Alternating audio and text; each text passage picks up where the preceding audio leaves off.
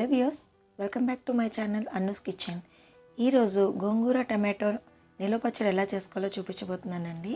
ఇది చాలా ఈజీగా ప్రిపేర్ చేసుకోవచ్చు. తక్కువ ఇంగ్రీడియంట్స్ తోటే ఈజీగా ప్రిపేర్ చేసుకోవచ్చు.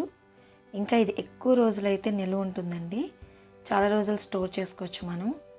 నేను చెప్పిన కొలతలతో పక్కాగా చేస్తే పచ్చడి మాత్రం చాలా బాగుంటుందండి.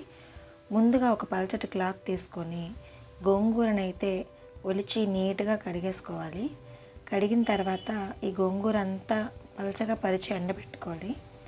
ఎండలోనే ఎండాల్సిన అవసరం లేదండి, ఫ్యాన్ గాలికి ఎండబెట్టినా సరే సరిపోతుంది.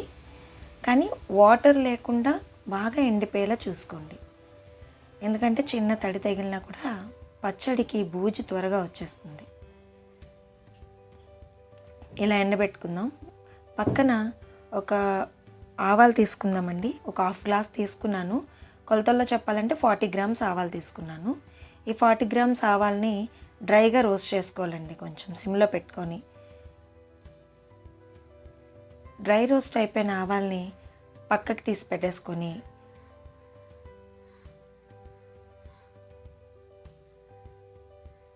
మెంతులు ఒక 1/2 టేబుల్ స్పూన్ యాడ్ చేసుకుందామండి.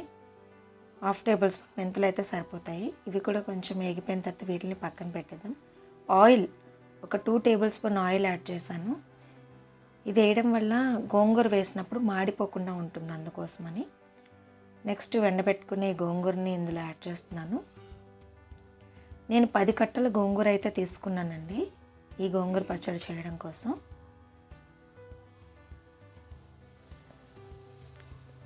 సిమ్లో పెట్టేసి ఈ గోంగూర అంతా వేసిన తర్వాత ఒకసారి మెల్లిగా కదుపుకుందాము.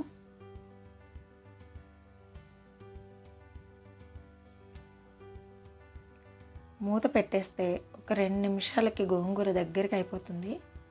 ఇప్పుడు ఇలా దగ్గరికి అయిపోయిన గోంగూరలో ఒక 1/2 కేజీ టమాటోలు యాడ్ చేశానండి.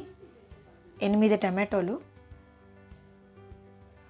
కొలతల్లో చెప్పాలంటే 10 గోంగూర కట్టలకి 8 టమాటో పళ్ళు అయితే నేను యాడ్ చేసుకున్నాను, పెద్ద సైజువి.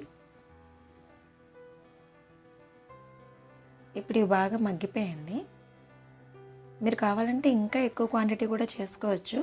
సేమ్ దీనికి డబుల్ క్వాంటిటీలో తీసుకోవాలంతే.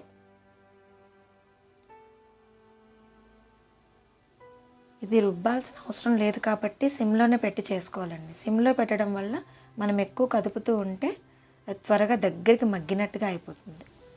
ఈ రకంగా దగ్గర పడిపోతుంది.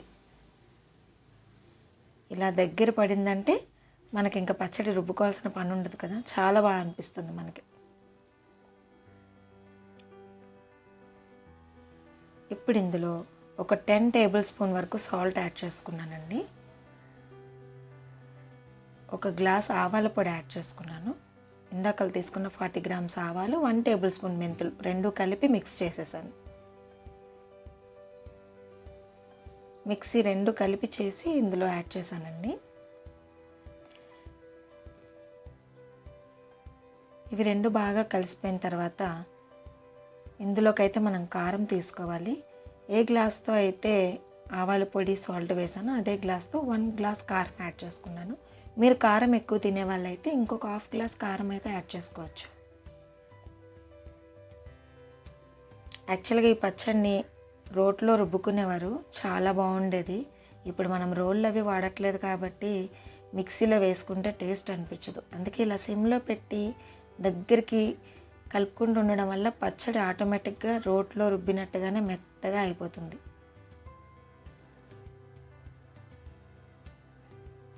ఇలా దగ్గరికి మొత్తంగా కలిపేసుకున్నాం కదా. ఇప్పుడు దీన్ని పక్కన తీసి పెట్టేసుకుందామండి. తాలింపుకైతే రెడీ చేసుకుందాం. ఇది తాలింపు పెట్టడానికి నేనైతే 1/2 కేజీ ఆయిల్ని యాడ్ చేస్తున్నాను. ఆయిల్ ఇంకా ఎక్కువ వేసుకున్నా పర్వాలేదండి. పచ్చడి ఆయిల్ ఎంత పైకి తేలుతూ ఉంటే అంత నిలువ ఉంటుంది, అంత బాగుంటుంది. ఆయిల్ హీట్ ఎక్కిన తర్వాత ఒక 1 టేబుల్ స్పూన్ ఆవాలు యాడ్ చేసుకోవాలి. ఆవాలు చిటపట్లాడిన తర్వాత ఒక 1/2 కప్పు వెల్లుల్లిపాయలని, తొక్క తీసి పెట్టుకున్న వెల్లుల్లిపాయలని యాడ్ చేసుకోండి. ఈ వెల్లుల్లిపాయలు వేగిపోయిన తర్వాత 1 1/4 కప్పు ఎండుమిరపకాయలను కూడా యాడ్ చేసుకుందామండి. 1 1/2 కప్పు ఎండుమిరపకాయలు కూడా యాడ్ చేసుకున్న తర్వాత ఒక 1/2 కప్పు వెల్లుల్లిపాయలు వేగిపోయిన తర్వాత ఒక 1/4 కప్పు ఎండుమిరపకాయలను కూడా యాడ్ చేసుకుందామండి. 1 1/2 కప్పు వెల్లుల్లిపాయలు వేగిపోయిన తర్వాత ఒక 1/4 కప్పు వెల్లుల్లిపాయలను కూడా యాడ్ చేసుకున్నామండి. ఈ వెల్లుల్లిపాయలు కూడా వేసుకున్నాక ఒక పావు కప్పు ఎండుమిరపకాయలను కూడా యాడ్ చేసుకోండి.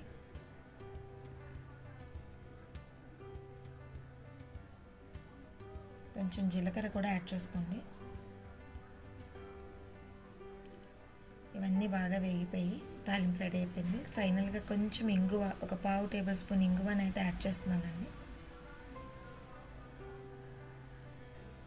తాలింపు రెడీ అయిపోయింది. పచ్చడిని ఒకసారి స్టవ్ మీద పెట్టి ఈ తాలింపుని అయితే పచ్చడిలో యాడ్ చేసుకుందాం.